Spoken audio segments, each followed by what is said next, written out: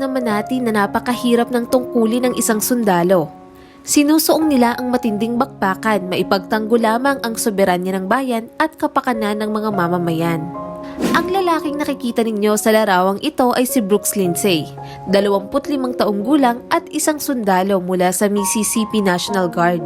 Bata pa lang si Brooks ay pangarap niya na talaga maging isang sundalo at natupad niya nga ito. Taong 2015, pagka-uwi niya sa kanilang bayan sa Jackson, Mississippi ay nakilala niya si Hayley Wilson.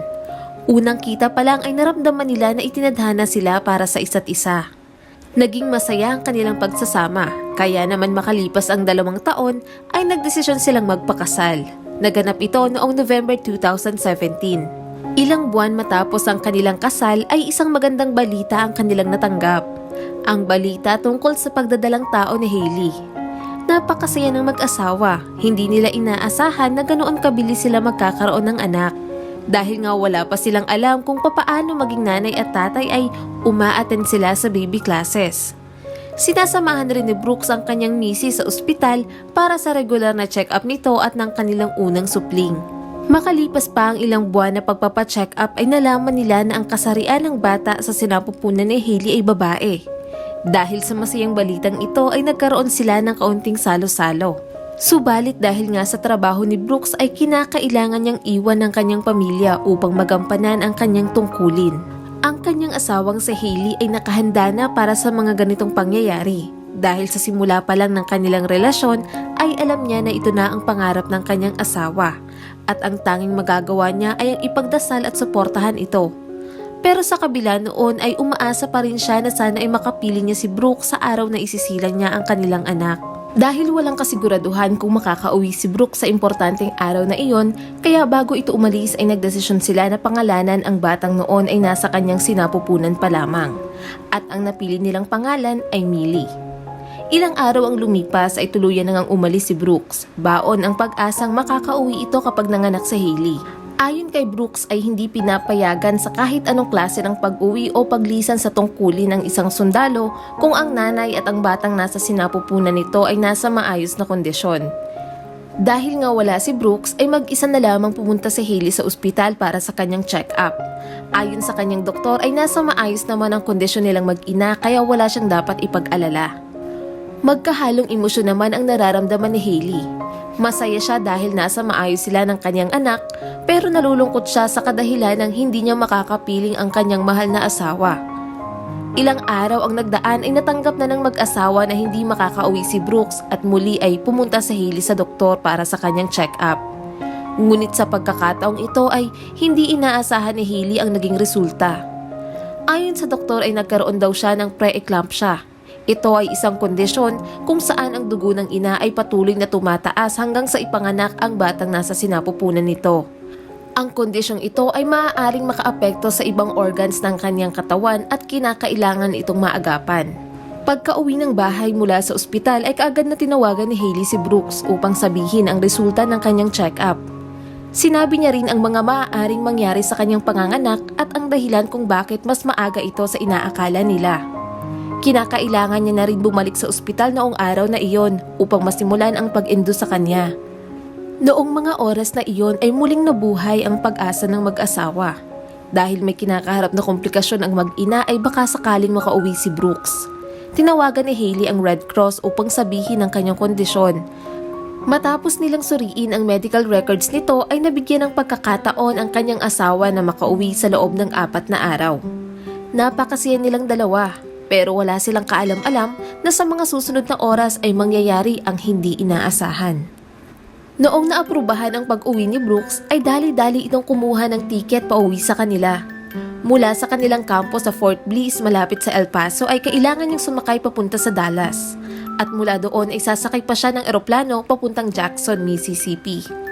Walang paglagyan ng kasiyahan itong si Brooks, sabik na siyang makauwi. Kaagad siyang nakakuha ng tiket para sa flight papuntang Jackson kinabukasan.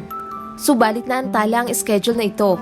Wala rin silang natanggap na abiso kung anong oras ito matutuloy kaya nanatili na lamang si Brooks sa airport.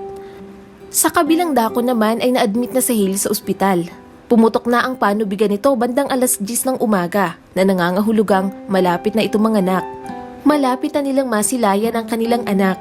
Subalit si Brooks ay nananatili pa rin sa airport dahil sa pagkaantala ng lipad nito.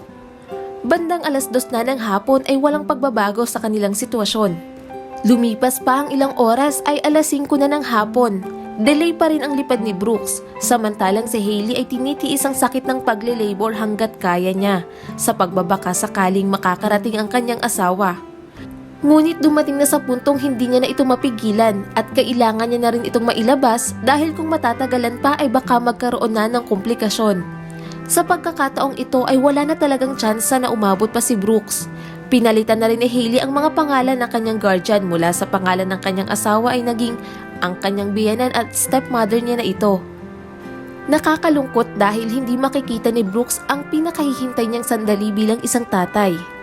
Sinubukan rin ng kanilang pamilya na gumawa ng paraan dahil naaawa sila sa mag-asawa.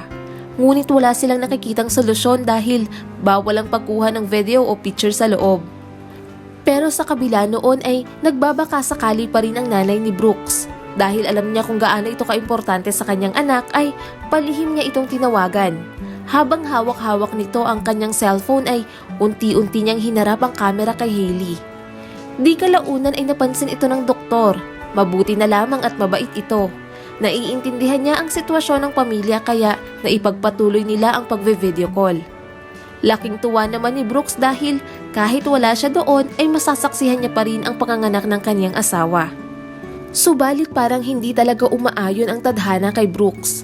Dahil matapos silang makagawa ng paraan upang makita ang kanyang magiging anak, ang kanyang flight na naantala ng napakaraming oras ay malapit nang umalis at kinakailangan na nilang sumakay ng eroplano. Alam ni Brooks na sa oras na sumakay siya ng eroplano ay hindi na siya maaari pang makipag-usap sa kanyang pamilya. Ang ibig sabihin lamang noon ay hindi niya na makikita ang pagsilang ng kanyang anak. Paulit-ulit niyang naririnig ang kanyang pangalan na tinatawag sa airport. Ngunit hindi niya ito pinapansin dahil nakatitig lamang siya sa screen ng kanyang cellphone. Inaantay ang paglabas ng kanyang anak. Maya-maya pa ay napatingala si Brooks at nakita niya ang mga otoridad ng airport papalapit sa kanya. Nang mga sandaling iyon ay wala nang magagawa pa si Brooks kundi ang sumakay ng eroplano at putulin ang tawag sa kanyang cellphone. Napakalungkot ni Brooks dahil hindi niya malalaman ang sitwasyon ng kanyang mag-ina sa sandaling patayin niya ang tawag na yon. Pero nadiskubre niya na hindi pala siya nag-iisa dahil nalaman na rin ng kanyang kapwa pasahero ang kanyang sitwasyon at handa silang tulungan ito. Bawat pasahero ng nasabing eroplano ay gumawa ng paraan upang madelay ang kanilang flight. Ginawa nila ito upang suportahan si Brooks, upang makausapan nito ang kanyang pamilya at masaksihan ang sandaling pinakahihintay nito. Ngunit ayon sa mga otoridad ng airport ay kailangan na talaga niyang sumakay ng eroplano. Pipindutin na sana niya ang end call nang may biglang sumigaw sa kabilang linya. Don't let him board that plane. She's here. She's here. Doon nga ay tumulo na ang kanyang mga luha sa kanyang mga pisngi habang nakangiti. Baka sa kanyang mukha ang sobrang kasiyahan. Ayon sa record ng ospital ay nanganak si Hailey ng 5:23 p.m. Hindi lamang ang kanilang pamilya ang malugod na tumanggap kay Millie. Maging ang mga tao sa airport na nakasaksi sa pangyayaring ito ay masaya ring nagdiwang. Matapos ang pangyayaring ito ay maluwag sa loob na sumakay sa eroplano si Brooks at ang mga pasahero nito. Nakarating siya sa ospital bandang 7:20 ng gabi. Dito nga ay nakapiling niya ang kanyang mag-ina matapos ang buong araw na animoy roller coaster sa dami ng nangyari. Sinulit ni Brooks ang 4 na araw niyang bakasyon. Ang mga pangyayari pala noong araw na yun sa airport ay nakuhaan ng video ni Tracy Dover. Ayon sa kanya ay ibinahagi niya ang videong ito sa social media upang ipaalala sa mga tao na ang mga sundalo ay nagsisilbi at nagsasakripisyo para sa kaligtasan ng mga mamamayan. Ang kaunting tulong na ginawa ng mga pasahero para sa kanya ay isang pagpapakita lamang na may pagkakataon na ang mga taong pumoprotekta sa atin ay may kahinaan din. At sa panahon na kailangan nila ng tulong ay dapat rin nating silang tulungan bilang isang mabuting mamamayan.